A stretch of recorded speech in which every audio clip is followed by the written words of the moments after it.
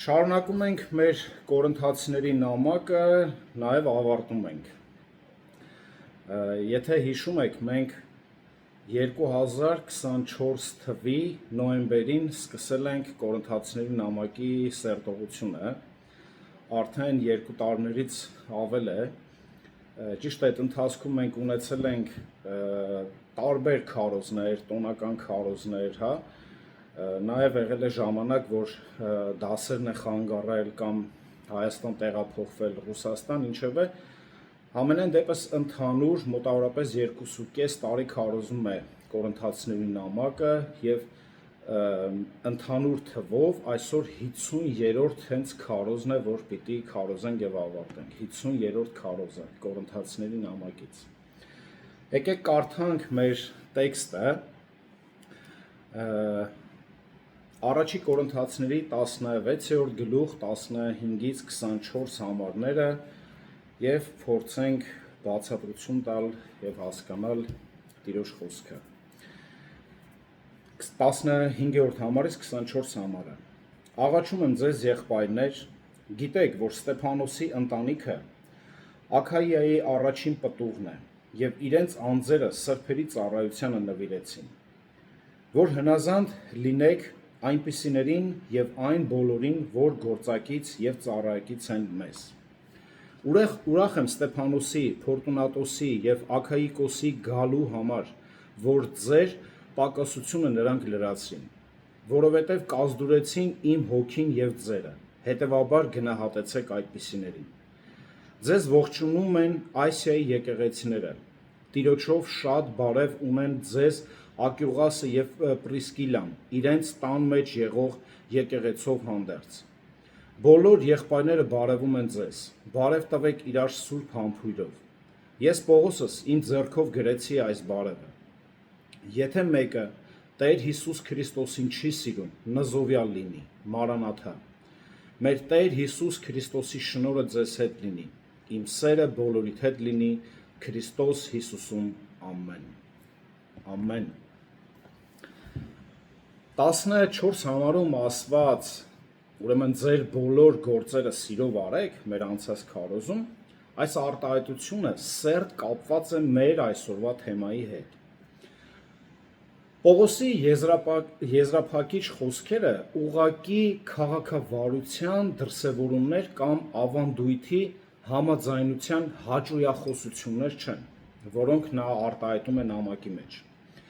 Սուրբ Գիրքը, ուրեմն ցանկացած այլ հատվածի պես, այս խոսքերը եւս Աստծո խոսքի մաս են կազմում, եւ Տերը դրանք տալով հատուկ նպատակ է ունեցել։ Այս համարում առաքյալը եւ ուղղակիորեն եւ անուղղակիորեն խոսում է եկեղեցու ներսում տիրող սիրո մասին։ Տեսեք, քանի որ հենց սերը այն էր, ինչ ամենից շատ պակասում էր Կորինթոսին, սա Պողոսի հենց վերջին հորդորն էր նրանց սիրո վերաբերյալ։ Դե մենք գիտենք, որ նամակը ընդհանուր ամեն անգամ քննարկելիս մենք տեսնում ենք Պողոսը հաճախակեր օգտագործում իրենց սիրո դրսևորման պակասը եւ եկեղեցում հենց սիրո դրսևորման պակասն էր, որ նրանց բերել էր արդեն տարատեսակ սխալների, անգամ միաշփման մեջ, Քրիստոսի հանդեպ սիրո, խոսքի, մի խոսքով ամեն ինչ աղավաղվել էր, որովհետև իրանց մեջ պակասում էր այս աստվածային սերը։ Հիմա գլխավոր միտքը մեր թեմայի ընդհանուր այսպիսին է, Պողոսի հիմնական միտքը, եկեղեցու կյանքում յուրաքանչյուր դրսևորում պետք է սիրով արվի։ Եկեղեցու կյանքում յուրաքանչյուր դրսևորում պետք է սիրով արվի։ Եվ Պողոս այս եզրափակիչ ողջուններում բացահայտում է սիրո 7 նշան, որոնք Պողոսը ցանկանում եւ պատվիրում է եւ ուզում է տեսնել, որ կատարվի եկեղեցում եւ բոլոր դարերի եկեղեցում։ Առաջինը ավետարանչությունն է, երկրորդ միմյանց ծառայելն է, երրորդ աստվածավաղ հավատացյալներին հնազանդվելն է, եղբայրական հարաբերությունները ամուր պահելն է, հավատարիմ ծառաների նկատմամբ հարգանք ցուցաբերելն է եւ 5-6-րդ հյուրընկալությունն է եւ 7-րդը հոգատարություն ունենալն է միմյանց հանդեպ։ Այս հատվածը քրիստոնեական էթիկայի բարձր դասերից է, որը պարտավոր է կիրառել յուրաքանչյուր հավատացյալ։ Առաջինը մենք տեսնում ենք 15-րդ գլուխ առաջի հատվածում։ Եկեք մի հատ էլ կարդանք։ Աղաչում եմ ձեզ եղբայրներ, գիտեք, որ Ստեփանոսի ընտանիքը Աքիայի առաջին պտուղն է։ Ստեփանոսի տան անդամները ոչ միայն Կորինթոսում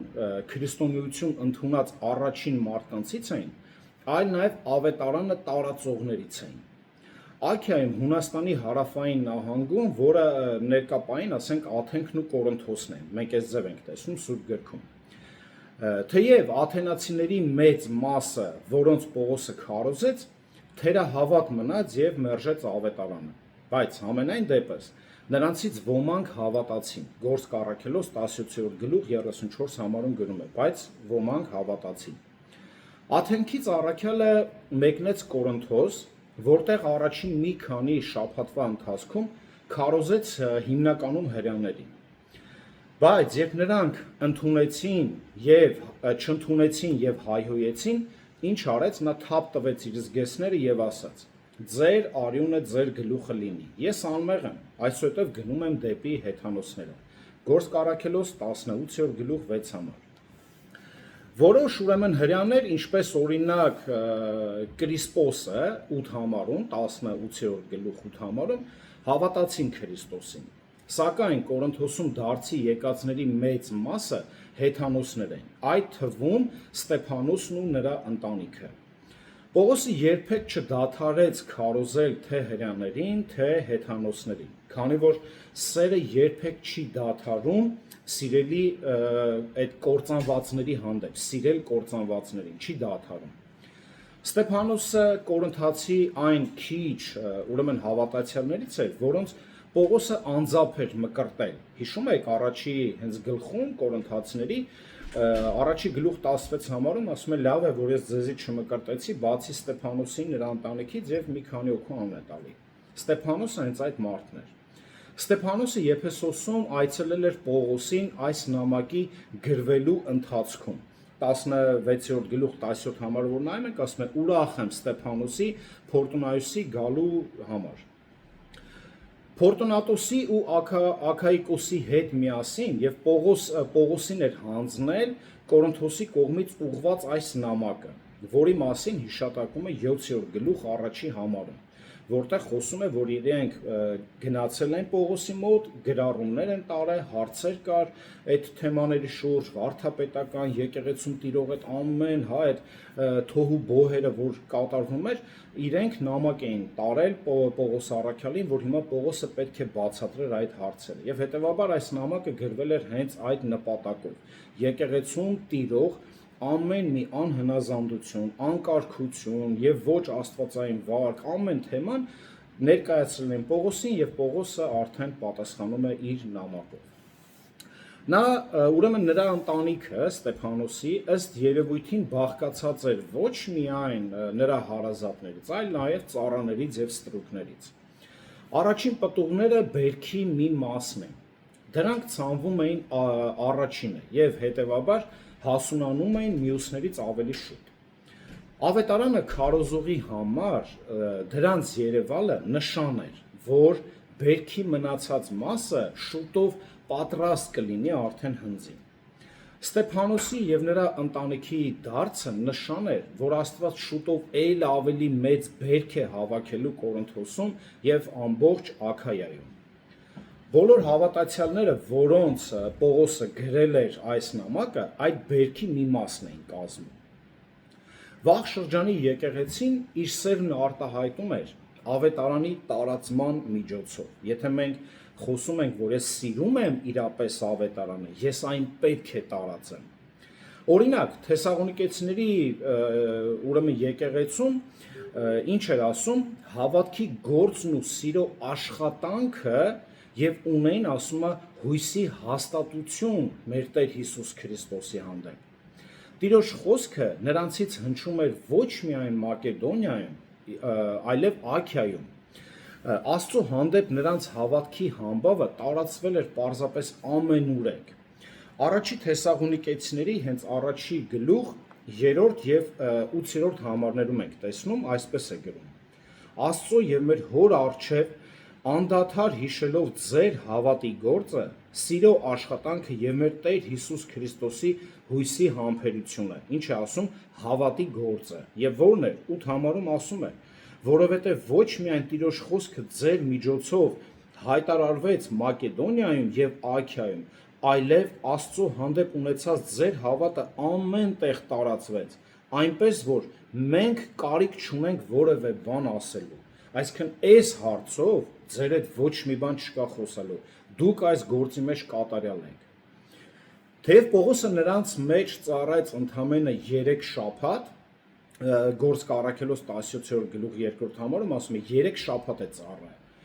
Բայց այս եկեղեցու մասին վկայությունը հասավ հռոմեական կայսրության ամենահեռավոր տեղերում։ Եթե սիրենք այնպես, ինչպես Աստված է սիրում, եւ ինչպես սիրում էին Պողոսն ու վաղ շրջանի եկեղեցին, մենք եւս ավետարանը կհասցնենք նրանց, ովքեր չեն ճանաչում Քրիստոսին։ Այն սերը, որով մենք ապրում եւ վկայություն ենք տալիս, մեր մեջ գոյություն ունի միայն այն պատճառով, որ Աստված է այն տալիս մեզ։ Առաջի Հովանու 4 գլուխ 19 համարն է ասում։ Տեսեք ինչ է ասում 4 գլուխ 19 համարը։ Մենք սիրում ենք նրան, քանի որ նախ նա մեզ սիրեց։ Եվ Պողոսը սիրում էր, քանի որ առաջնորդվում էր Քրիստոսի սիրով, 2 Կորինթացիների 5-րդ գլուխ 14 համարում ասում է Քրիստոսի սերը մեզ ստիպում է։ Ավետարանը տարածող սերը, ինչպես քրիստոնեական սիրո ցանկացած այլ դրսևորում, չի կարող բխել մարմնից, մարմնական սիրուց, մարդկային զգացմունքներից, դա չի կարող։ Հոգու գործն է արթնացնել, ուղղորդել մեր սերը եւ դրա միջոցով պտուղ տալ Աստծո համար։ Այնպես որ մենք չենք կարող մարմնական սիրուց դրդված ավետարան քարոզել, սա պետք է լինի հոգու սիրուց։ Ավետարան տարածող սերը, ինչպես քրիստոնեական սիրո ցանկացած այլ դրսևորում, չի կարող, նորից եմ ասում, բխել մարմնական սիրուց։ Սա ձեզ ինչի եմ կրկնում, որ դուք ձեր մեջ անալիզ անեք եւ վերլուծեք, որ եթե ես չեմ քարոզում, միգուցե սա իմ մարմնական սերն է, որ ինձ բռնել է, որ ես չեմ կարողանում տարածել։ Հիշեք կարևոր մի բան, մինչև դարձի գալը Պողոսը եկեղեցու հրյա հալածողների առաջնորդն էր, ճիշտ է։ Սակայն դարձի գալուց հետո ինքը դարձավ այդ հրյա արդեն հալածողների թիրախը։ Մենք այս տարբերությունը պիտի տեսնենք նրա համար, որ մենք նույնպես պետք է այդ փորձառությունները անցնենք, ինչպես որ անցնում են վաղ եկեղեցու շրջանը, եւ որը չպետք է խուսափենք։ Մինչ նա դեռ Դամասկոսում էր, հրյաները դավադրություն կազմակերպեցին նրան սպանելու համար։ Նրանք գիշեր-ցերեկ հսկում էին դարպասները, որպեսզի սպանեն նրան, Գործք 9-րդ գլխում ենք տեսնում։ Բայց Պողոսի համար դժվար էր համոզել նրանց, որ սիրում է անհավատ հրյաներին։ Հռոմի հավատացյալներին այսպես գրեց Պողոս առաքյալը, Հռոմ 9-րդ գլուխ 1-3 համարը։ Ճշմարիտ եմ ասում Քրիստոսով եւ չեմ ստում։ Իմ խշմտանքն էլ ինձ Սուրբ Հոգով վկայում է, թե ես մեծ տրտմության մեջ եմ եւ ցավն անպակաս է իմ սրտից, եւ պիտի ուզեի, որ ինքս նզոված լինեի Քրիստոսից, իմ եղբայրների ըստ մարմնի իմ ազգակիցների համար։ Սա սիրո բարձրագույն դրսևորում է։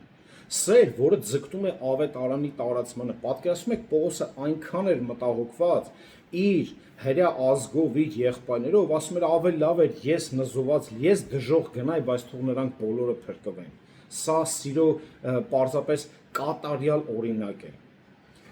Մի անգամ ինչ որ մեկն ասել է. ավետարանչությունը Աստծո հառաչանքն է։ Ավետարանչությունը Քրիստոսի ցավագին լացն է դատապարտված անհավատների համար։ Ավետարանչությունը Մովսեսի աղաղակն է, ով Տեր, այս ժողովրդի մեծ մասը մեղք գործեց։ Նրանք իրենց համար ոսկե աստվածներ կերտեցին։ Ներիր նրանց մեղքերը, իսկ եթե ոչ, ջնջիր ինձ քո գրքից,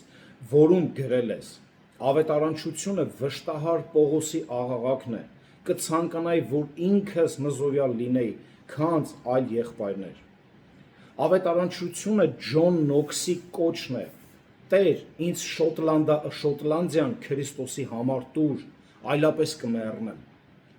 Հետևաբար, ավետարանչությունը այն ծնողների արցունքներն են, ովքեր գիշերը չեն կարողանում քնել, փակել աչքերը, քանի որ իրենց զավակները փրկված չեն։ Մենք պետք է Աստծուց խնդրենք սիրո հենց այսպիսի դրսևորում։ Մենք հաճախ չափազանց շուտ ենք հանձնվում, երբ նրանք, ում մենք վկայություն ենք տալիս, մերժում են ավետարանը, մենք ինչ ենք ելնում, միանգամից հանձնվում ենք կարծես, էլ չենք ուզում իրա հետ ընդհանրապես խոսել։ Ճիշտ է, ես ինքս պետք է խոստովանեմ, երբեմն բարկանում եմ, բայց անցնում է մի փոքր ժամանակ, ասում եմ, չէ, էլի պիտի խոսամ, էլի պիտի ասեմ։ Սա պարզապես սիրո տկարության նշան է։ Մի անգամ քարոզում,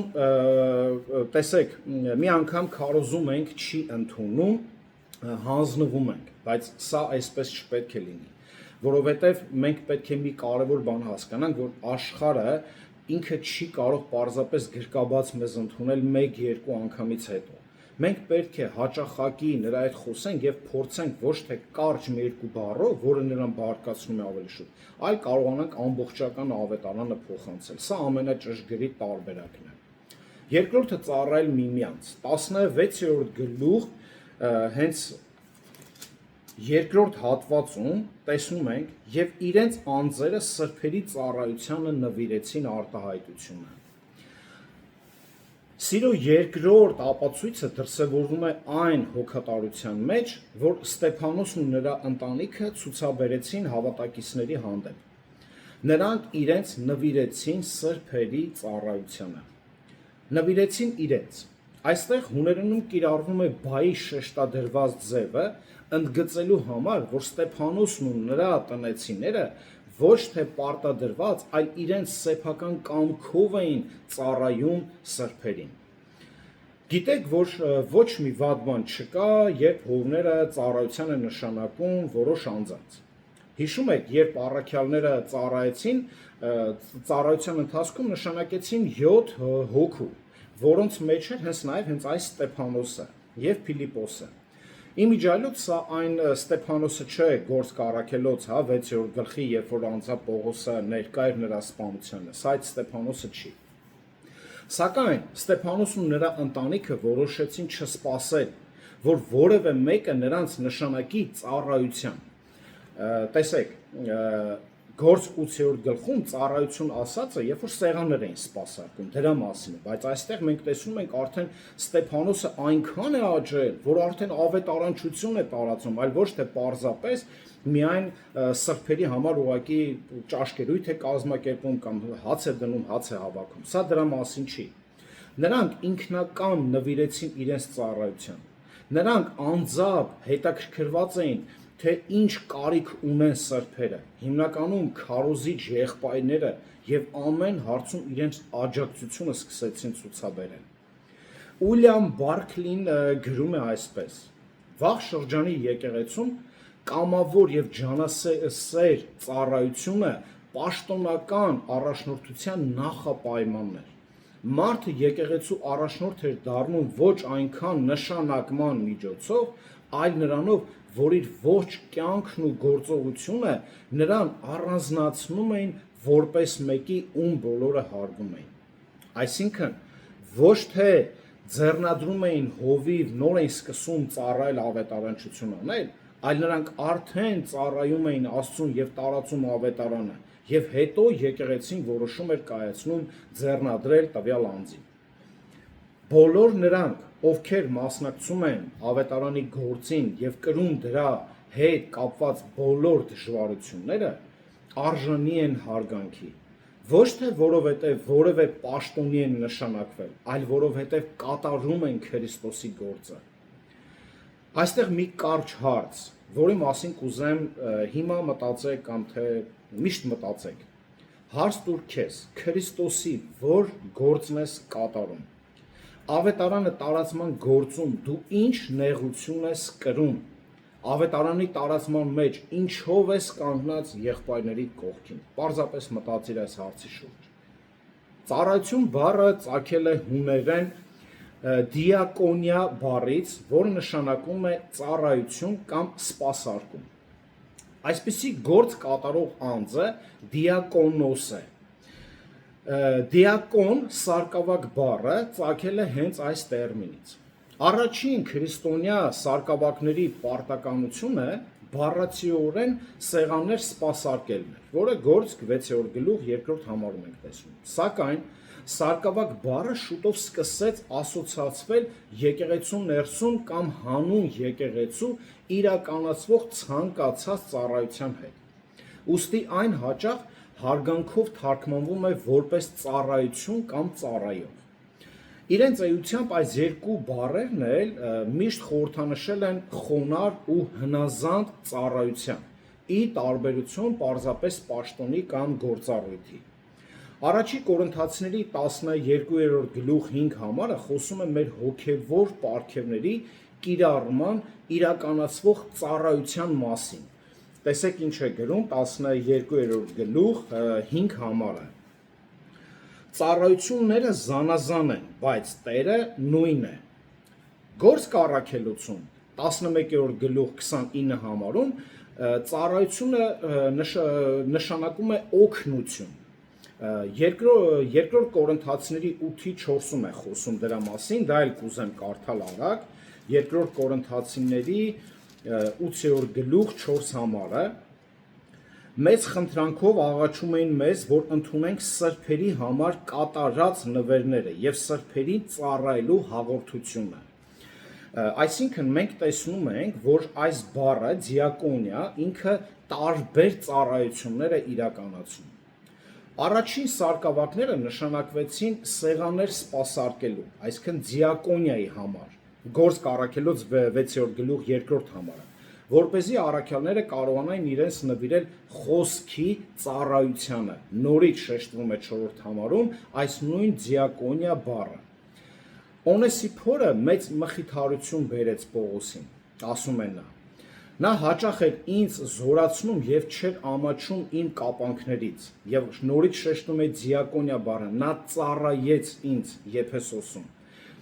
Տիմոթեոսին է գրում առաջի գլուխ 16-18 համարը։ Հիսուսն ասաց. ով ծառայում է ինձ, պետք է հետևի ինձ, եւ որտեղ ես եմ, այնտեղ կլինի նաեւ իմ ծառան, եւ ով ծառայում է ինձ, նրան իմ հայրը կպատվի։ Նույնպես շեշտում է այս դիակոնիա բառը։ Այն, ինչ Պողոսը հանձնարարեց փոխանցել Արքիպոսին, վերաբերվում է նաեւ մեզ բոլորիս։ Զգույշ եղիր ծառայությանդ մեջ, որ Տիրոջով ընդունեցիր, որպեսզի այն կատարես, Կողոսացիների 4 գլուխ 17 համար։ Ուշադիր եղեք, որ այստեղ գրված է թե հրամայական, թե պարտադրողական, թե զգուշացնող ոգով։ Ինչու, եթե դու զգուշ չես քո ծառայության մեջ, պետք է հիշես կարևոր բանը,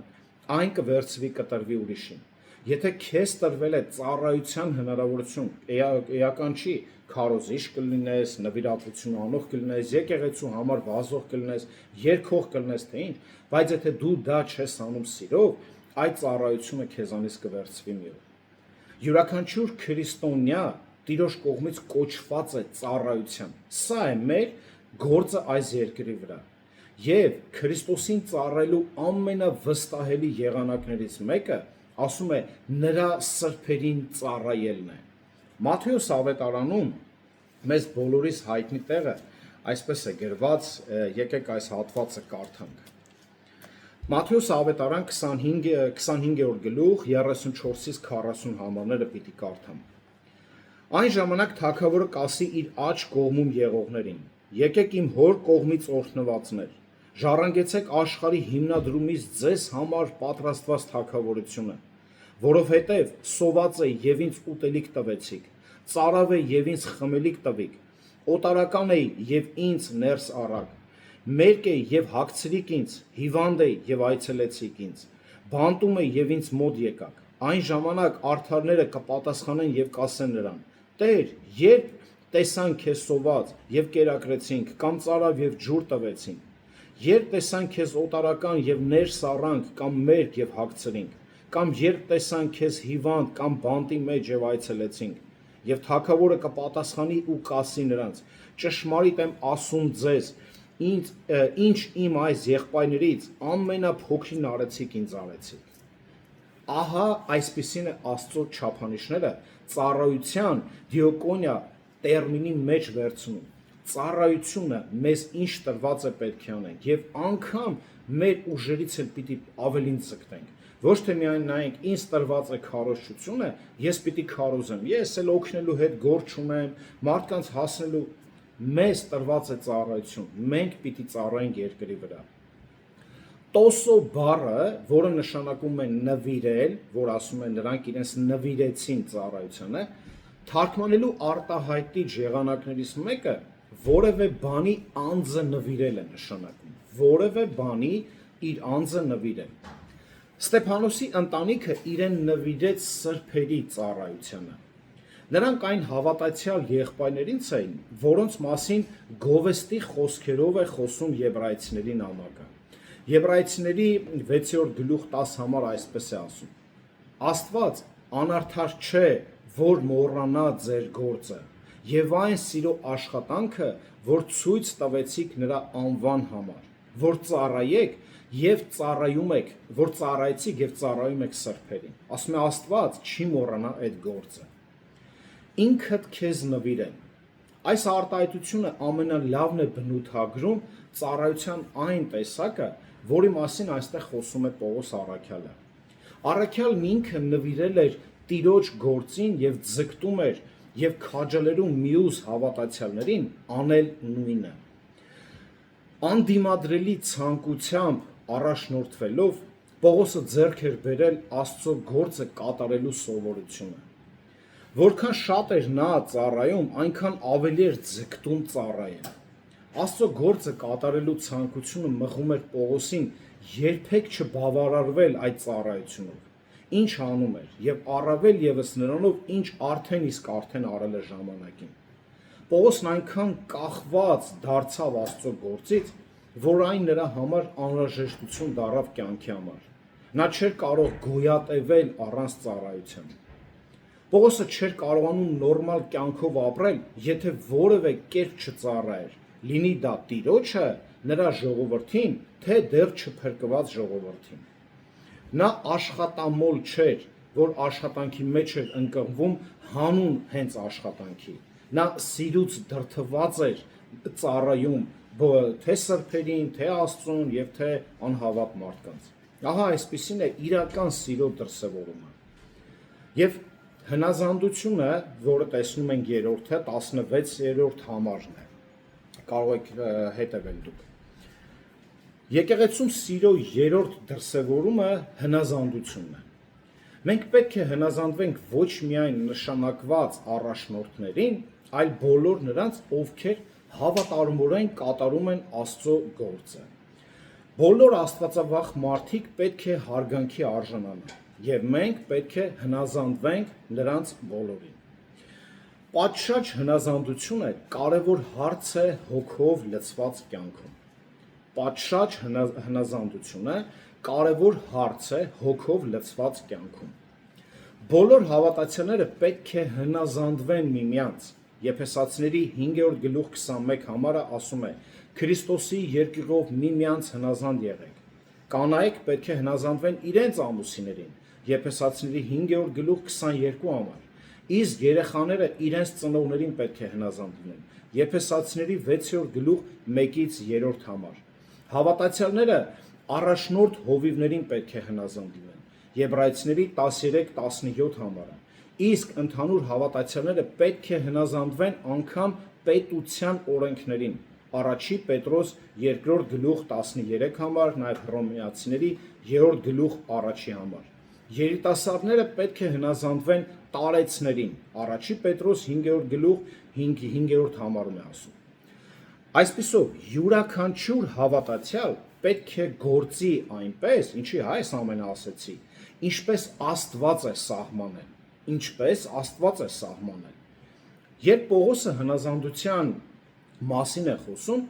մեր գլխավոր մտահոգությունը պետք է լինի ոչ թե այն, թե ում նկատմամբ պետք է իշխանություն բանեցնենք, այստեղ շատ ուշադիր եղեք, այլ այն, թե ում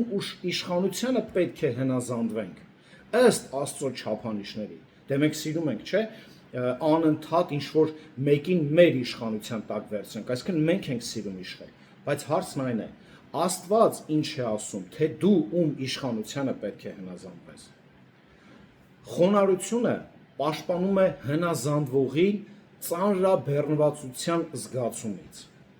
Արդ բոլորդ միմյանց հնազանդ եղեք եւ խոնարհությամբ զարդարվեք, քանզի Աստված հակառակ է հպարտներին, բայց խոնարհներին շնորհ է տալիս, ասում է առաջի Պետրոս 5-րդ գլուխ 5-րդ համարում նույնպես։ Երբ խոնարհ ենք լինում, Աստծո շնորհը մեզ դարձնում է ողորմած ծառայողներ։ Եթե մենք խոնարհություն չունենանք, վստահեցնում եմ ձեզ, մենք ողորմած,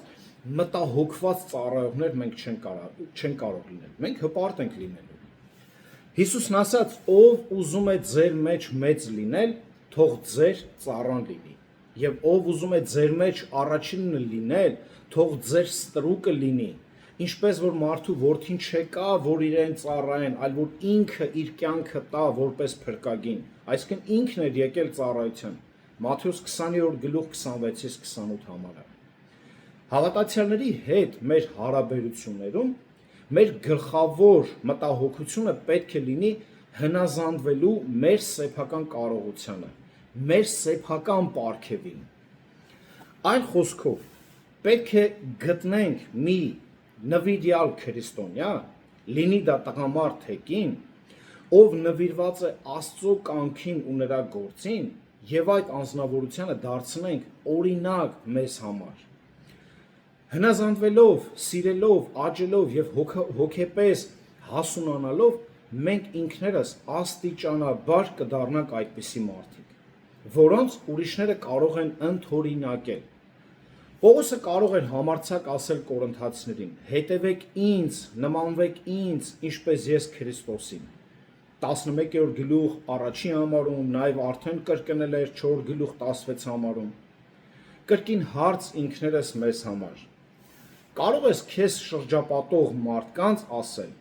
նմանվեք ինձ, ինչպես ես եմ նմանվում Քրիստոսին։ Կարող եք համարձակ ասել, թե կարող է այդ արտահայտությունը անեք եւ ձեր շրջապատը, ընտանիքը ծիծաղեն ձեր վրա։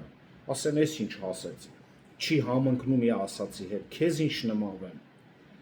Արդյոք մենք ցույց ենք տալիս, որ իրապես Քրիստոսի հետևորդներն ենք, թե խոսքով խոսում ենք, բայց գործերով ասում ենք թող ուրիշը ցույց տա։ Եթե մեկը կարծում է, թե քրիստոնեական կյանքը միայն խոսքով արվող գործողություն է, նա սխալվում է։ Քրիստոնեական կյանքը կենթանի գործի վրա է հիմնված, այլ ոչ թե մեռած խոսքերի վրա։ Պողոս ասաց Թեսաղոնիկեցիների եկեղեցիներին առաջի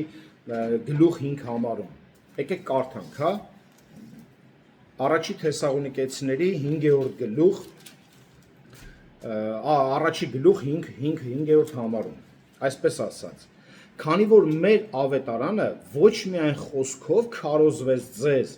այլ նաև զորությամբ, Սուրբ Հոգով եւ կատարյալ համոզմունքով, ինչպես դուք էլ գիտեք, թե ինչպես ապրեցինք ձեր մեջ ձեզ համար։ Ահա թե իրական ավետարանչությունը, ով կարող համարձակ ասել, թե խոսքով խոսացինք եւ թե ցույց տվեցինք, որ մենք ապրում ենք հենց այդ կյանքը։ Այսպես պետք է քարոզենք։ Եբրայեցիների 13-րդ գլուխ 7 համար հիշեք ձեր առաջնորդներին, որոնք Աստծո խոսքը բերեցին ձեզ,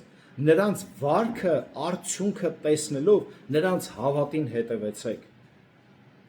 Ահա աշակերտության այն ընթացքը, որն Աստված սահմանեց իր եկեղեցու համար։ Ղուկաս 6-րդ գլուխ 40 համար։ Աշակերտն ավելին չէ իր վարդապետից, բայց կատարյալը նա է, ով իր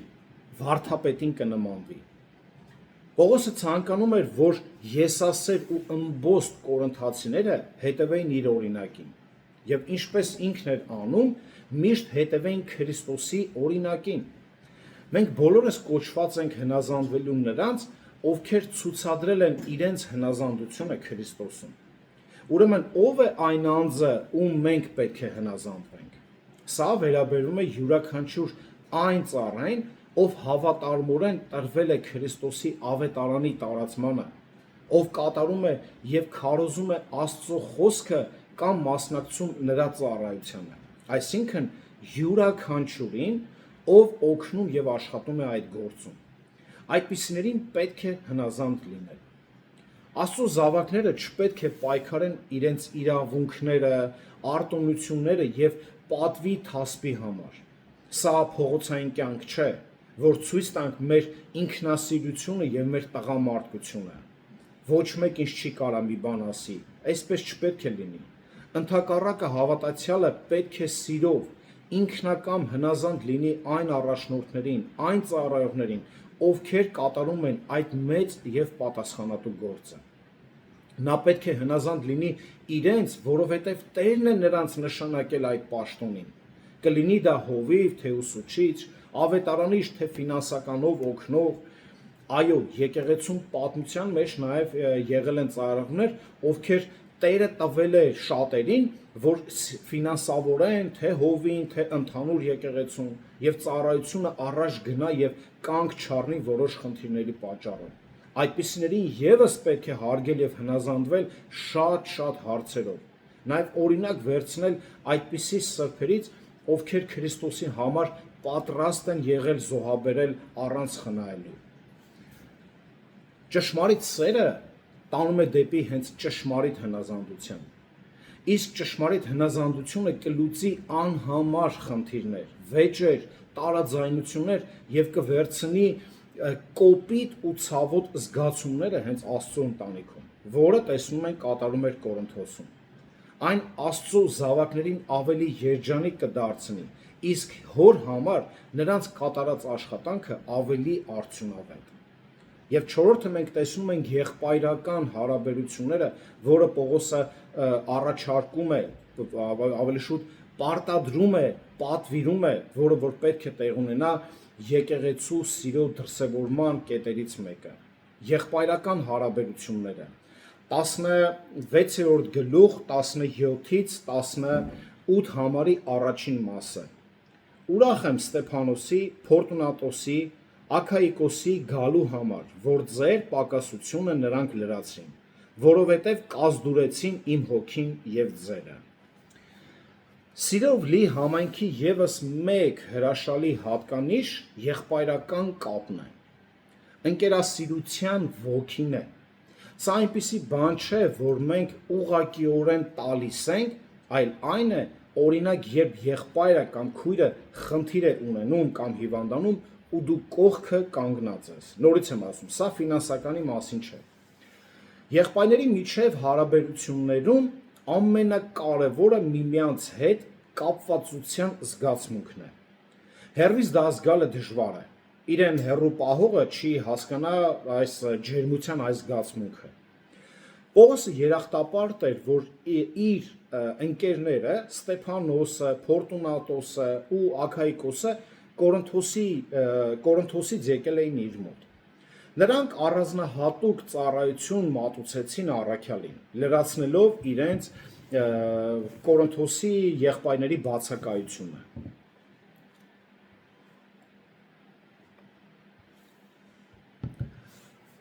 Ավելին, նրանք անկեղծ բարեկամություն դրսևորեցին Պողոսի հանդեպ, մնալով նրա հետ, մխիթարելով նրան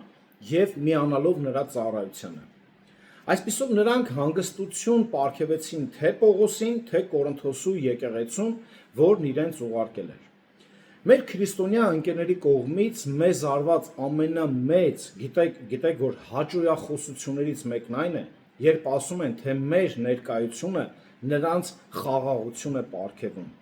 Սա եղբայրական իրական հաղորդակցության նշան է։ Ճիշտ այնպես, ինչպես եղբայրական հաղորդակցությունն ինքնին ճշմարիտ սիրո նշան է։ Եղբայրական հարաբերությունները կառուցում են Աստծո զավակների ընտանիքը։ Դրանք կարող են օգնել բուժել մեր վերքերը, նույնիսկ նախքան մեր հարազատները կամ ընկերները կիմանան, որ մենք ցավ ենք ապրում, կարող են մխիթարել մեզ նույնիսկ այն ժամանակ, երբ շրջապատը տեղյակ չէ մեր վշտի մասին։ Կարող են քաջալերել մեզ նույնիսկ այն դեպքում, երբ մենք հազիվ ենք գիտակցում, որ մեր հոգևոր կյանքը թուլացել է։ կարող են ծնկների վրա աղոթել Տիրոջը, որպեսզի բուժի մեկի հիվանդությունը, կարող է քաջալերել այնտեղ, որտեղ հույսը կոտրված է, որը շատ աշխարհիկները չեն հասկանում։ Հավատացյալների աջակցությունը նույնպես կարող է մեզ պաշտպանել վնասից։ Սիրառատ քրիստոնյա ընկերների պարզապես ներկայությունը կարող է մեզ փրկել տառապանքից, մեղքի մեջ ընկնելուց կամ հուսահատությանը տրվելուց։ Այո, ցավոք, լինում են շատերը, որ նեղության պահին կողքն ես լինում, բայց որոշ ժամանակ անց մոռանում են։ Լինում է նաև, որ առաջին իսկ պահից մտերմություն չեն անում եղբայրների հետ։ Բայց հավատացյալի հետ ընկերությունը անտեսելը հոգևոր պարտության տանող հաստատուն ճանապարհի մասին է խոսում։ Եթե մեկը չի ուզում շատ մտերմիկ հարաբերություն ունենալ եղբայրների քույրերի հետ, հավատացեք, նա շատ վտանգավոր ճանապարհի մեջ է կանգնած։ Եթե ձևակերպենք, թե ինչ է նշանակում հոգևոր մտերմությունը, երկու բառով կստացվի այսպես. կախվածություն ունենալ մեկը մյուսից։ Կախվածություն ունենալ մեկը մյուսից։ Այսինքն առանց իրար չկարողանալ։ Եթե դա առանց իրար չենք կարող, այդքան շատ ենք սիրում իրար, ուրեմն ամեն հարցով էլ իրար կողք կլինենք։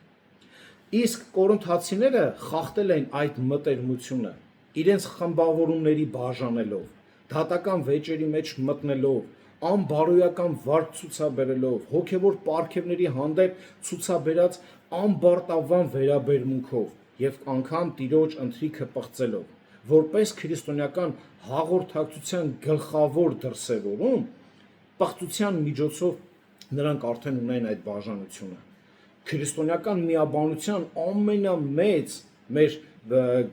քայլը, որ մենք անում ենք, դա հենց Տիրոջ հաղորդակցությունն է, որ պետք է միասին մեկ մարմնի պես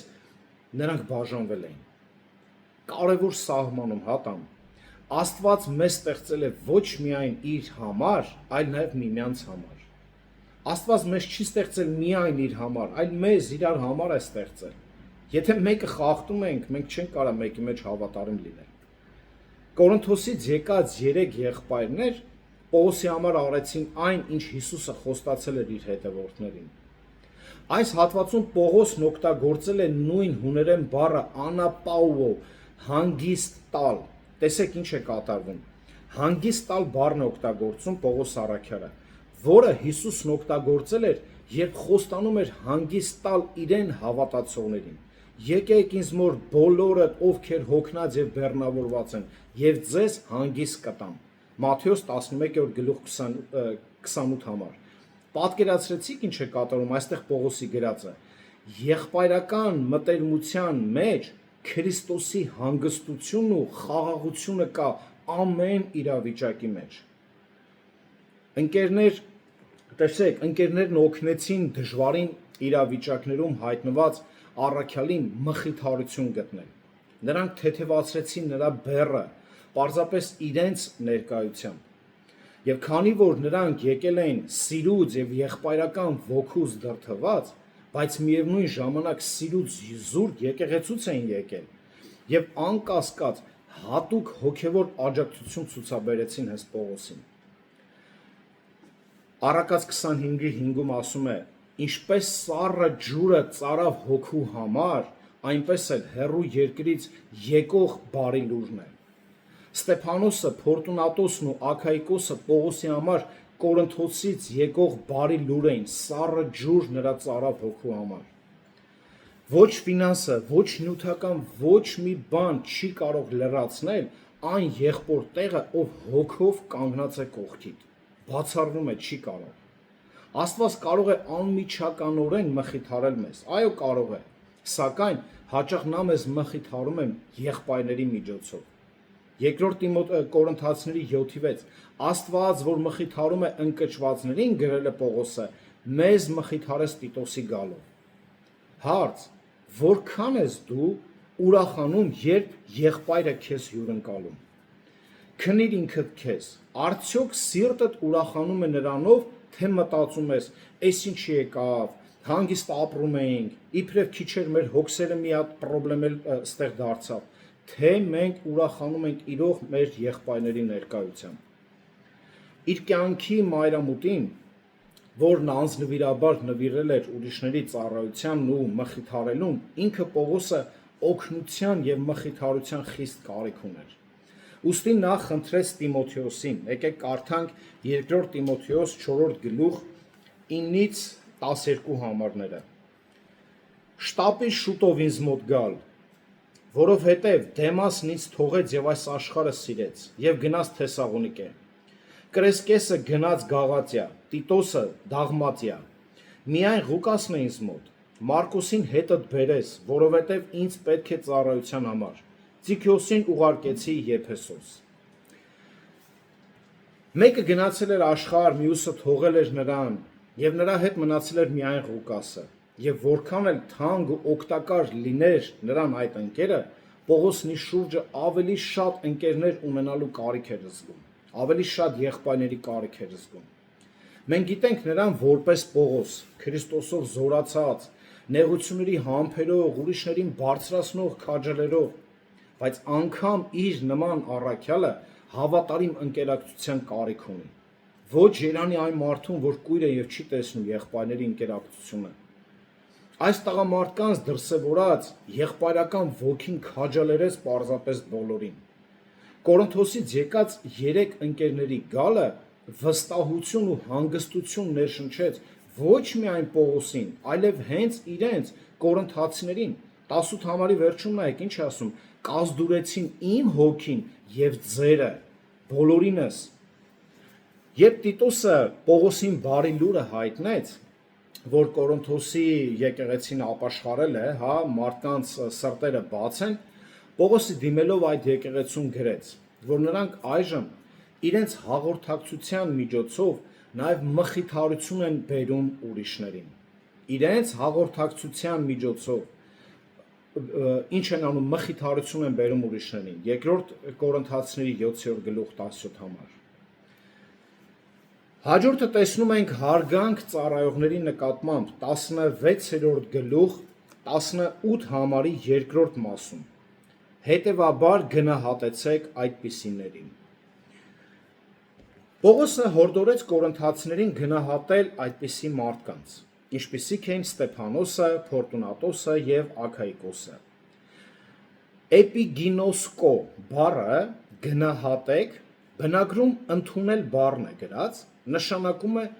որևէ բան ընդունել այնպիսին, ինչպիսին որ իրականում կա։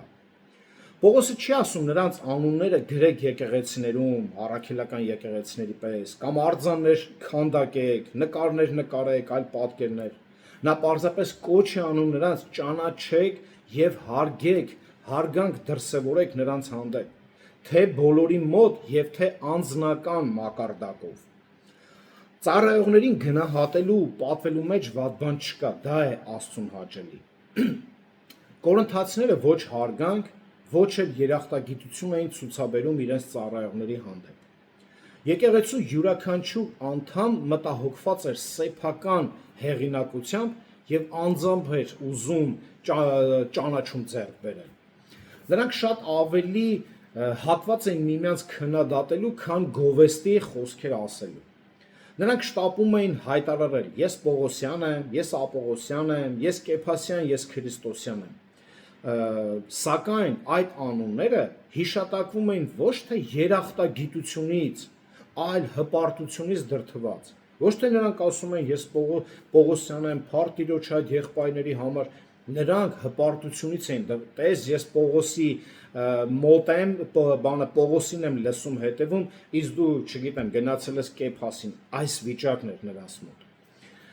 Կորինթացիներից շատերը, որոնք գոռոզացել էին, չէին հարգում Պողոսին անգամ։ Նա գրել էր նրանց. ձեզանից ոմանք հպարտացել են, կարծես թե ձեզ մոտ էլ չեն գալու, 4 գլուխ 18 համար։ Ակնհայտ է, որ կորինթացիներից ոմանք կասկածի տակ էին դնում անգամ նրա առաքյալ լինելը, ինչպես նաև նրանց ուսուցանելով կամ նրանցից աջակցություն ստանալու նրա իրավունքը 9-րդ գլուխ 1-ից 6 համար։ Այս նամակում առնվազն 4 անգամ Պողոսը նշում է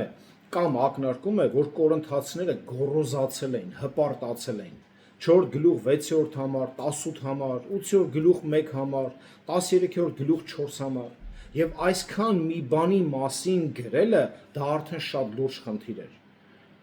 Կորինթոսու եկեղեցում կային Դիոտրեփեսի նման մարդիկ, որոնց մասին Հովհաննես առաքյալը գրել է 3-րդ գլուխ 9 համարում։ Տեսեք, եկեղեցուն գրեցի, բայց Դիոտրեփեսը, որ սիրում էր նրանց մեջ առաջնություն դիրք ունենալ, մեզ չի ընդունում։ 10-րդ համարը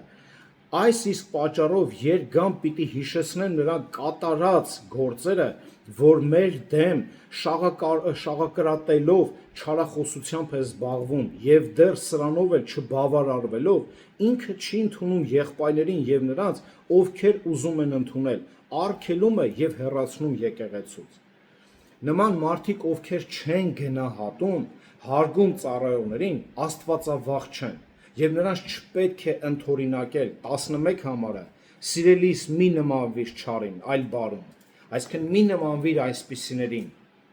Երբ մեկը չի հարգում ընդունում եղբայրներին, մի օր նրա մտքերը կսարքեն նրանից Դիոտրեփոս, եթե այս սկզբունքներին չի հետևում առաքյալի ասածին։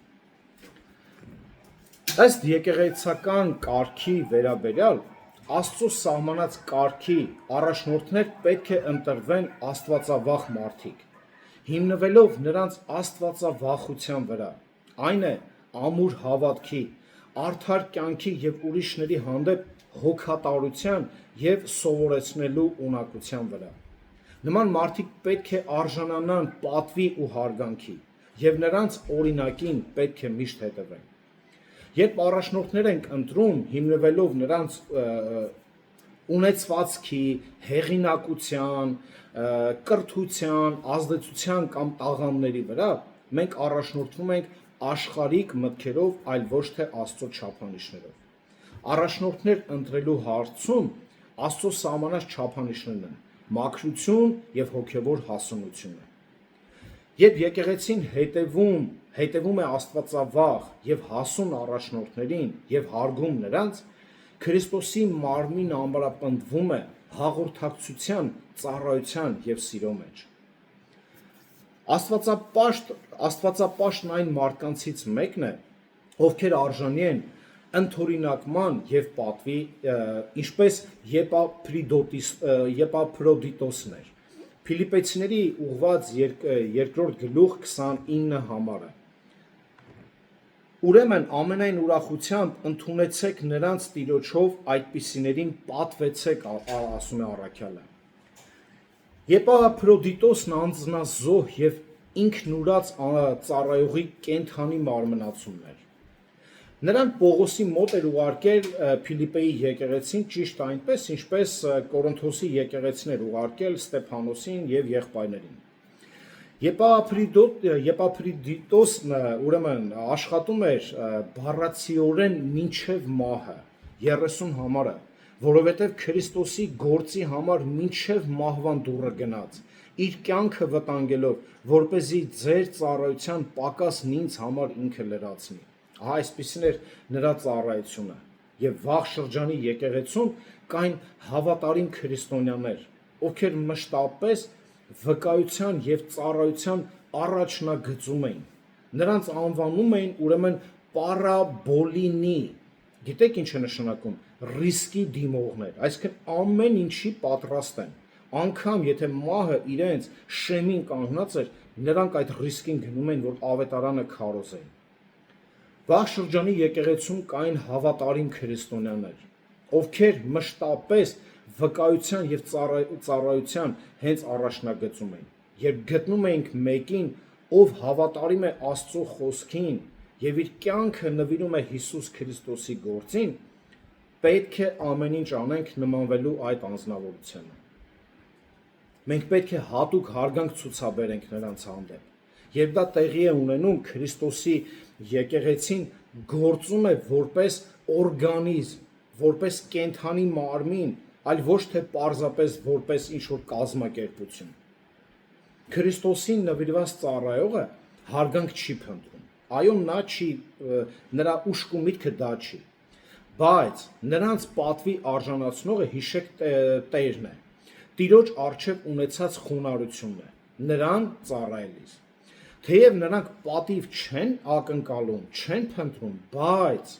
նրանց, ում նրանք ուսուցանում եւ ծառայում են, պետք է ձգտեն պատվել նրանց։ Պետք է ձգտենք։ Առաջի Թեսաղոնիկեցիների նամակում 5-րդ գլուխ, թեպետ կարծեմ անցած անգամ կարդացել ենք, 5-րդ գլուխ 12-13 համարում այսպես է ասում. Աղաչում եմ ձեզ եղբայրներ, ճանաչեք նրանց, ովքեր գործում են ձեր մեջ, եւ Տիրոջ առջև պատասխանատու են ձեզ համար եւ ուսուցանում են ձեզ։ Մեծ սիրով գնահատեցեք նրանց իրենց ծառայության համար, միմյանց հետ խաղաղությամբ ապրեցեք։ Սա Աստծուն հաճելի է եւ իր պատվիրանն է։ Դիմելով Տիմոթեոսին Պողոսն ասում է. լավ ղեկավարող երեսները թող կրկնակի պատվի արժանի համարվեն, հատկապես նրանք, ովքեր ջանասիրաբար աշխատում են խոսքի եւ վարդապետության մեջ։ Առաջի Տիմոթեոս 5-րդ գլուխ 17 համար։ Եկեղեցու վերաբերյալ Աստծո ծրագիրը շատ պարզ է։ Առաջնորդները պետք է աստվածավախ մարդիկ լինեն։ Նրանք կառավարում, ուսուցանում, հորդորում եւ օրինակ են ծառայում։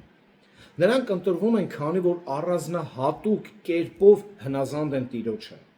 Եկեղեցու մյուս առաջնորդները, անդամները, կներեք, պետք է հնազանդվեն արդեն նրանց, հարգեն, պատվեն եւ սիրեն նրանց։ Առաջնորդները Տիրոջ առջև պատասխանատու են իրենց ղեկավարման կերպի համար, մինչդեռ մյուսները Տիրոջ առջև պատասխանատու են այդ առաջնորդներին հնազանդվելու եւ նրանց հարգելու համար։ Եբրայեցիների նամակում նույնպես անցած անգամ տեսել ենք այս տեքստը, բայց ինքը անձամբ առաքյալն է մեզ հորդորում այս տեքստերին նորից կրկնակի, որտեղ երկու արդեն քարոզների մեջ անընդհատ ինքը խոսում է առաջնորդներին հարգել պատվելու մասին։ Եբրայեցիների 13-17 լսեք ձեր առաջնորդներին եւ հնազանդ եղեք նրանց, որտեղ նրանք հսկում են ձեր հոգիների համար, որպես մարդիկ, որ հաշիվ պիտի տան, որպեսզի ուրախությամբ գործեն ձեր մեջ, ոչ թե վշտով, քանի որ դա անօգուտ կլինի ձեզ։ Եթե չհետևենք նրանց, ովքեր եկեղեցում պատշաճ առաջնորդություն են իրականացնում, եւ չհարգենք նրանց, ովքեր ապա կթուլացնենք ոչ միայն նրանց ծառայությունը, այլև նաեւ մեր ծառայությունը նույնպես կթուլանա։ Եթե չհարգենք մեր առաջնորդներին, չեն կարողանա պատշաճ կերպով ծառայել Տիրոջը։ Որքանով հարգես, բարձրացնես, պատվես քո առաջնորդին, այնքան էլ երևալու է նա ուրիշների մոտ։ Ինչքանով հարգես առաջնորդիդ, այնքան հարգված կլինի թե եկեղեցում եւ թե Աստծո մոտ։ Դու ինքը հարգված կլինես։ Եվ հաջորդը տեսնում ենք հյուրընկալությունը 19-ից 20 համարներում։ Ինչպես կարելի է եզրակացնել այս համարներից, սերը միշտ դրսևորվում է հյուրընկալությամբ եւ օտարների հանդեպ հոգատարությամբ։ Նայեք 19-20 համարը։ Ձեզ ողջունում է Ասիայի եկեղեցիները։ Տիրոջով շատ բարև ունեն ձեզ Ակյուղասը եւ Պրիսկիղան։ Իրենց տան մեջ եղող եկեղեցով հանդերձ։ Բոլոր եղբայրները բարևում են ձեզ։ Բարև տվեք իրար սուրբ համբույրով։ Ասիայի եկեղեցիները Կորինթոսի եկեղեցուն ողջուներ էին ուղարկում պարզապես պարտականության զգացումից դրդված, չէ, այդպես չէ։ Պողոսը փոխանցում էր անկեղծ բարեմաղթանքներ։ Կա, չէ, այսօր բարևեք, այդպես իմիջիայլոց խոսքեր ունենք մենք։ Այդ եկեղեցիներն իսկապես հոգ էին տանում Կորինթոսում գտնվող իրենց հավատակիցների մասին։ Եվ նրանց առաջնորդները խնդրում էին Պողոսին ողջուններ փոխանցել ամեն անգամ, երբ հարմար առիթ լինի։ Խոսքի կենտրոնում գտնվող մարդկանց մեծ մասը միմյանց անծանոթ էր, սակայն նրանց դրսևորած սերը դրանից ոչ պակաս անկեղծ էր։ Երբ Աստծո ժողովուրդը նվիրված է մաքուր վարդապետության եւ մաքուր կյանքին, նրանք միավորվում են սիրով թե անհատները եւ թե եկեղեցիները։ Նույնիսկ երբ նրանց բաժանում է մեծ հեռավորություն եւ անգամ միգուցե մշակույթներ։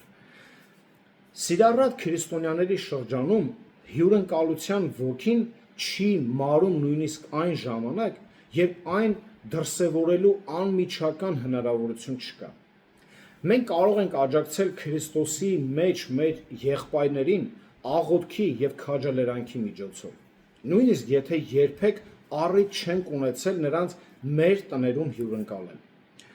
Ակյուղասն ու Պրիսկիլան մտերիմ ընկերներ դարձան Պողոսի հետ, երբ նա Կորինթոսում իր ծառայության սկզբնական շրջանում բնակվում էր նրանց տանը։ Մենք տեսնում ենք Գործք առաքելոց 18-րդ գլխում առաջի համարից Պողոսը նրանց գնում է հույր։ Եվ հետո Պողոսը միայն տրվում է քարոզելուն։ Հնարավոր է նա ամբողջ 1.5 տարի անգամ անցկացրել է իրենց տանը։ Այս վրանագործները քրիստոնյաներ էին, որոնք մեծ հարգանք էին վայելում առաքյալի կողմից եւ օգտակար էին հենց նրա ծառայության մեջ։ Նրանք Պողոսի համար գնացին Եփեսոս եւ քաղաք ժամանելուց կարճ ժամանակ անց ցույց տվեցին, որ լիովին հասկանում են ավետարանը,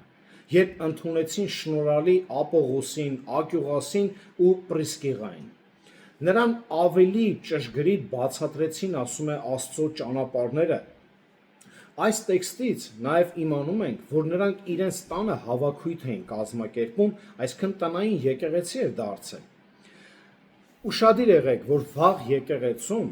հավատացյալների տները ծառայում են քրիստոնեական գործունեության գրեթե բոլոր տեսակների համար։ Համատեղ քրիստոնեական ճաշկերույթներ, Գործք առաքելոց 2-րդ գլուխ 46 համար,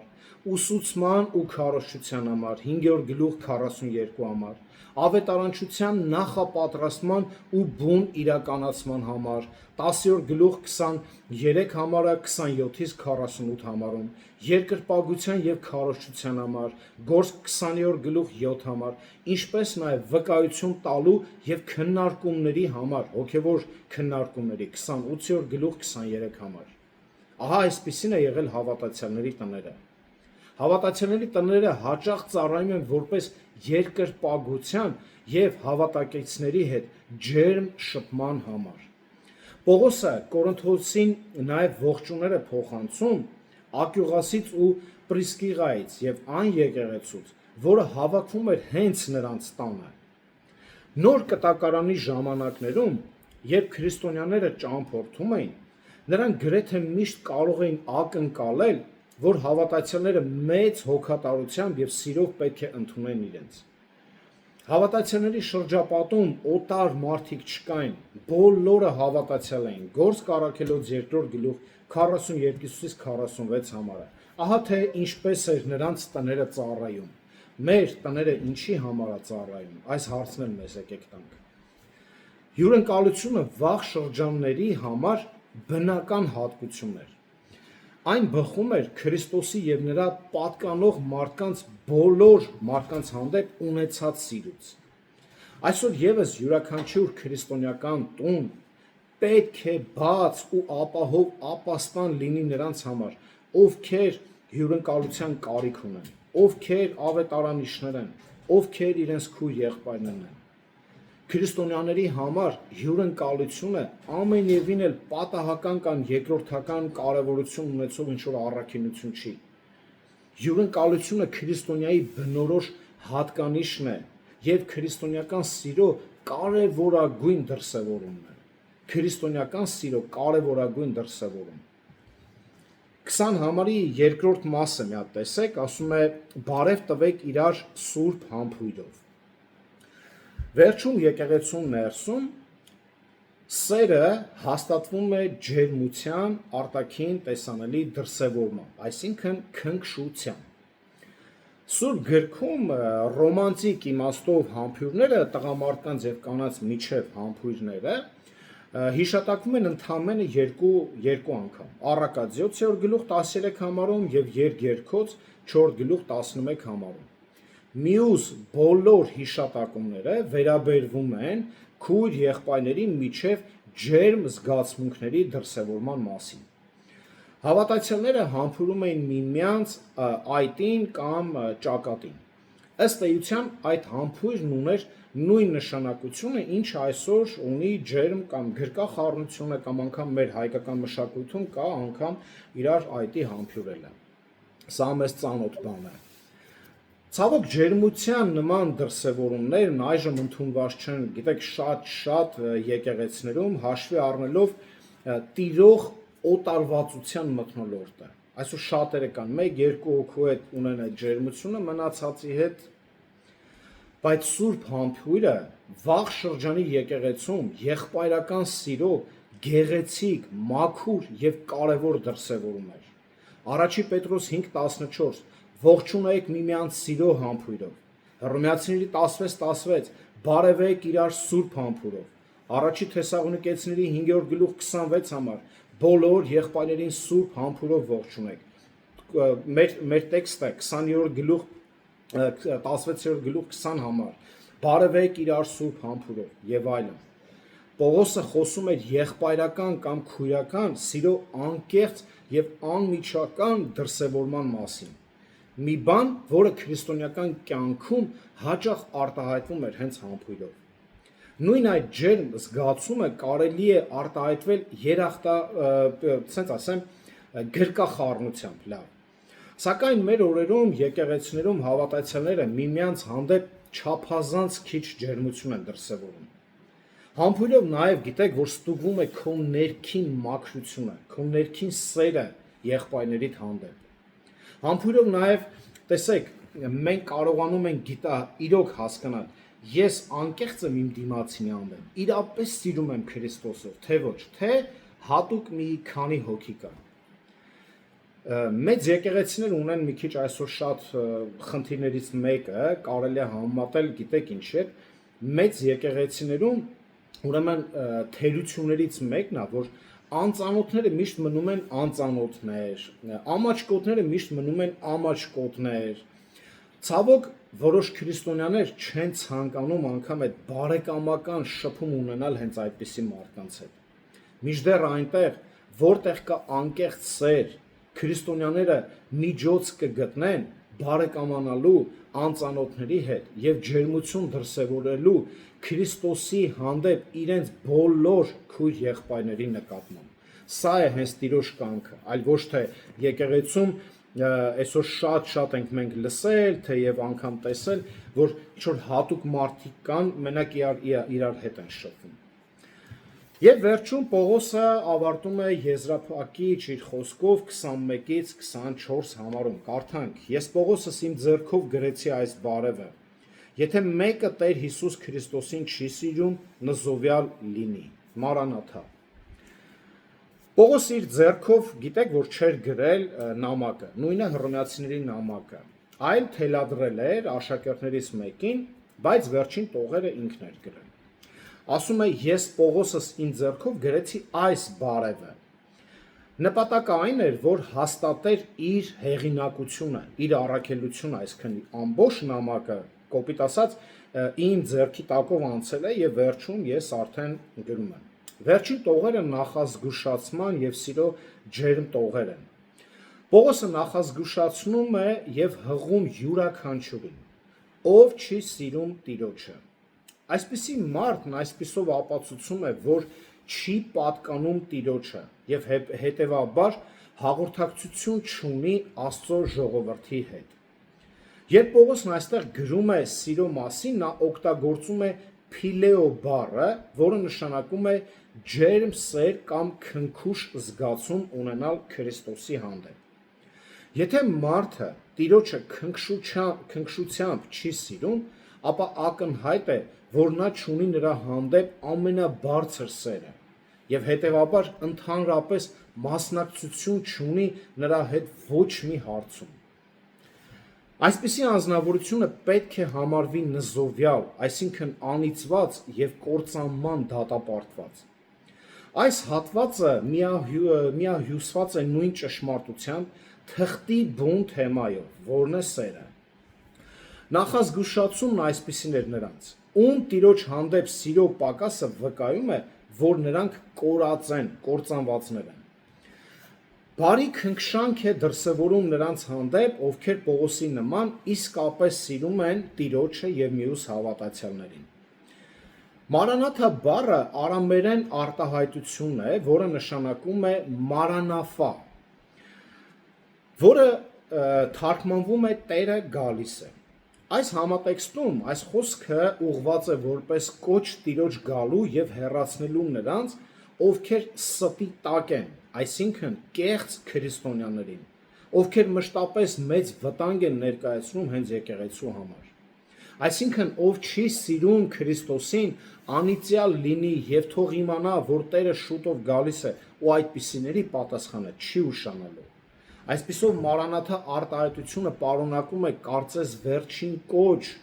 ուղղված եկեղեցու կորսված անդամներին, ընդունելու Քրիստոսին,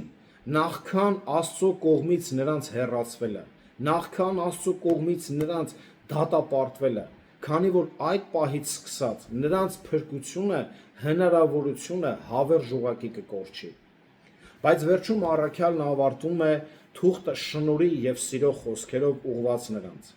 ովքեր սիրում են Տիրոջը։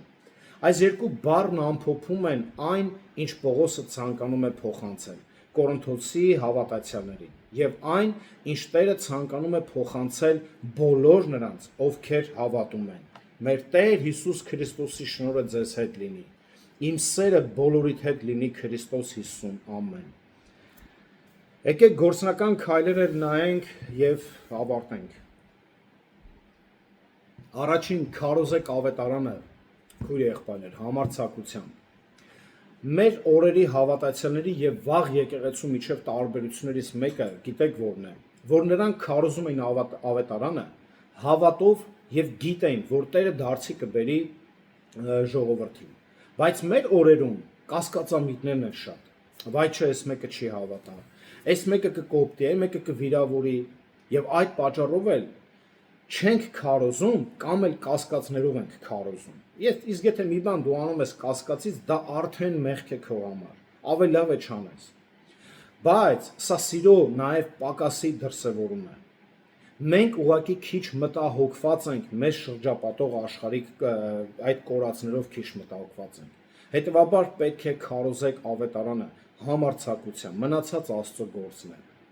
Երկրորդ, ծառայեք միմյանց, նվիրեք ձեր ծառայությանը։ Ծառայող եղբայրների կողքը կանգնեք ձեր ծառայությամբ։ Սա Տիրոջ գործն է,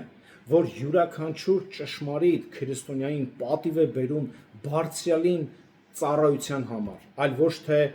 պատվեզրկում է նրան։ Ամեն ինչ արեք առանց տրտունջի,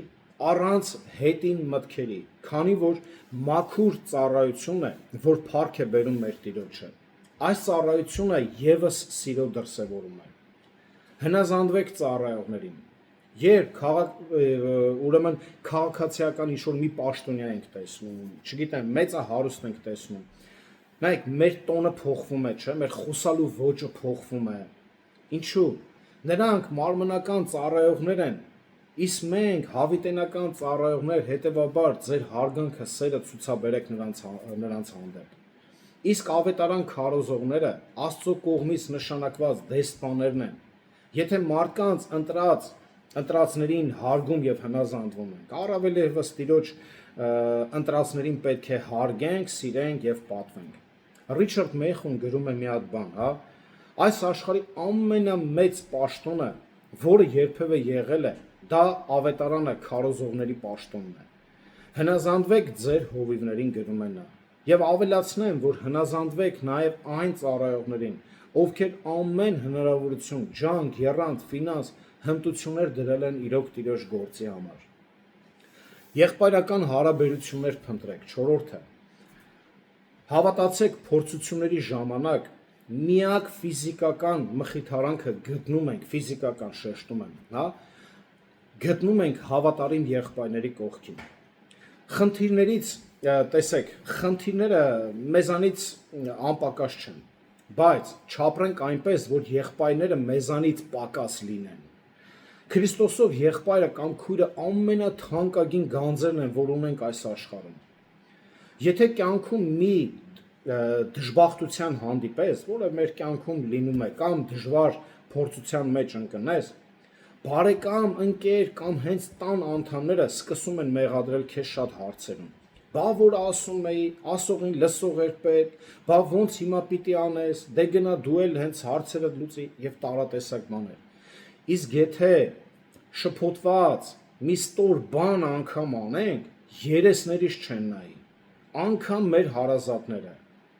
ծանոթ թեմա է, չէ, բայց Քրիստոսով քո եղբայրը, քո քույրը, որն անգամ ամենածանր մեղքդ հասկանում է, ինչ էլ որ արած լինես, լացում է քեզ հետ, աղոթում է, մխիթարում է, օգնում է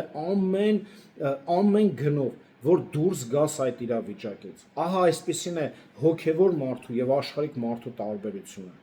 Ոչ թե կողքից ինչ որ խորհուրդ է տալիս, խորհրդատու է խաղում, այլ անձամբ է մտնում քո խնդիրների մեջ։ Եվ քո խնդիրը, փորձությունը, հալածանքը կարծես դառնում է նրա կյանքի մի մասը, մինչև օգնի, որ դու դուրս գաս այդ վիճակից։ Մի հեռու պահեք Աստծո զավակներից, այլ դուք ինքներդ ստեղծեք այդ սուրբ շփման հնարավորությունները։ Հարգեք ծառայողներին, գնահատեք, պատվեք, 5-րդը, հարգանք ցուցաբերեք նրանց հանդեպ անգամ ուրիշների մոտ։ Դու չես կարող արհամարել կամ անտեսել, հպարտ պայել քեզ նրա մոտ եւ պատվի արժանանաս Տիրոջ մոտ։ Տերն ասաց, եթե ձեզ չընդունեն, ինձ չեն ընդունում, եթե ձեզ ընդունեն, ինձ են ընդունում։ Այո, սա մեծ հաշվով բոլոր հավատացյալների մասին է խոսքը, բայց նեղ շրջանակներում նա խոսում էր աշակերտների հետ, ովքեր հետագայում պետք է քարոզեն խոսքը։ Եթե ուզում եք աճեք հոգևորապես, պետք է որ հարգեք, սիրեք, մտերմություն անեք ձեր հովի հետ, որովհետև նրանց է հենց Տերը նշանակել ձեր իսկ շինության համար։ Տեսեք ինչ է ասում Եփեսացիների 4-րդ գլխում 11-ից 14 համարները պիտի կարդամ։ Եվ նա մի քանիսին տվեց, որ առաքյալներ լինեն, մի քանիսին մարգարեներ, մի քանիսին ավետարանիչներ, մի քանիսին հովիվներ եւ ուսուցիչներ։ Առաքյալներն ու մարգարեները այժմ չկան։ Հիմա կա ավետարանիչներ, հովիվներ, ուսուցիչներ։ Բայց տեսեք ինչի համար է տվել։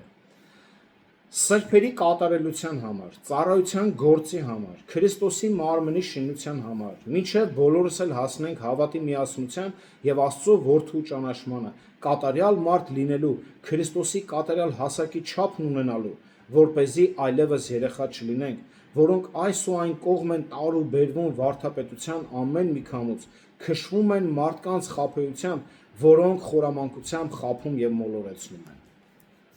Տեսակ ինչի համար են հովիվները։ 8 կարևոր նպատակ ցույց տվեց։ Կարող եք այս հատվածը, որպեսզի նորից չանդրադառնամ հատած ցույց տալու, դուք մի հատ նայեք ուսումնասիրեք։ Սա չեմ ասում մեծարվելու համար, այլ որ դուք չսխալվեք ձեր մտորումներում եւ ձգտեք նրան, որը բարի է, հաճելին եւ կատարյալ է, եւ որը որ հենց Աստծո կամքն է։ 6-րդ հյուրընկալության սիրտ ունեցեք։ Առիթներ ստեղծեք իրար տուն հյուրընկալելու, իրար հյուրասիրելու, տան մեջ սերտողություններ անելու, աղոթելու եւ տարբեր հոգեվոր թեմաներ քննարկելու։ Մի ձեզ առանձնացրեք առաջին դարի եկեղեցուց։ Տիրոջ խոսքը մի դարի համար չի գրվել։ Այն նույն է բոլոր դարերում։